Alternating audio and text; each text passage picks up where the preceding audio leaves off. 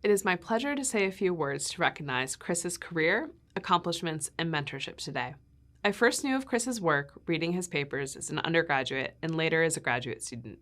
He paved a path forward on climate in the field of hydrology, connecting various aspects of the Earth system with beautifully laid out prose. I aspired to work on similar problems, but also to write as clearly as him. When I started as a postdoctoral researcher at the GFDL, I was excited to meet Chris and work to convince him to collaborate with me. I remember being told that he wanted to focus on a few problems and wouldn't have much time for me. I can still remember his office papers piled high around the edges of his desk, notes of some equations he was playing with for new code. In early days, he would shoo me away as I bothered him with questions on a piece of code or insight of an old paper, or if I tried to ask too many questions about the piles of paper, each representing a different problem he was tinkering with. Over time, as I learned more about the land model and formulated clearer ideas, we discussed how assumptions in building the land code might lead to specific behaviors of snow and cold regions, and debated if model simulations were true climate change outcomes or artifacts caused by those assumptions. I could get Chris to let me spend a little more time in his office before being shooed away.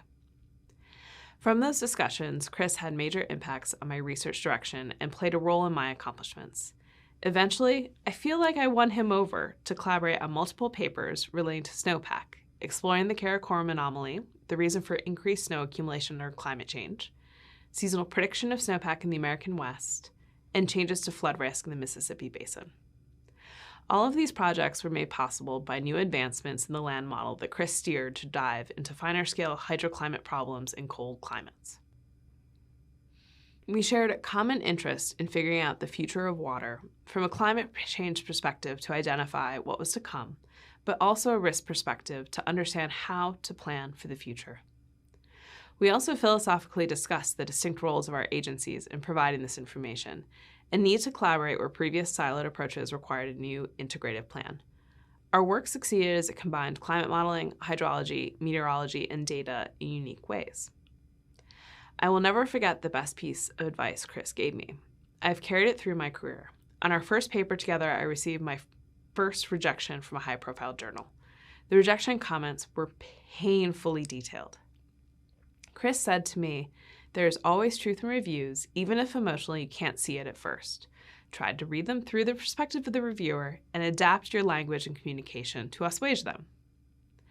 I asked him how often he achieved this, and he told me, "I try to, but sometimes it's really hard." I took his advice to heart, not just in the review process, but in everything I've done since. It's an important lesson in communication, building arguments, and also building collaborations and coalitions. We need to see the world through others' perspectives, even when we disagree, to figure out how to chart common paths forward, even, and perhaps most importantly, when it is hard. With this advice, Chris not only made me a better writer for scientific research manuscripts, but also a better communicator and coalition builder. I hear his comment still with the rejections, or when I have a disagreement. He's still trying to help me see the other side and a path forward. This advice served me well not only in my research at the GFDL, but also recently as a climate scientist working to convince Wall Street that climate change should be considered across every industry and for all investment decisions. Now working in DC as part of NOAA leadership, it has taken on a new meaning as I communicate across the aisle with our national and international partners and with the media and public. As NOAA's chief scientist, I must also comment on the importance of Chris's work in creating USGS and NOAA collaborations.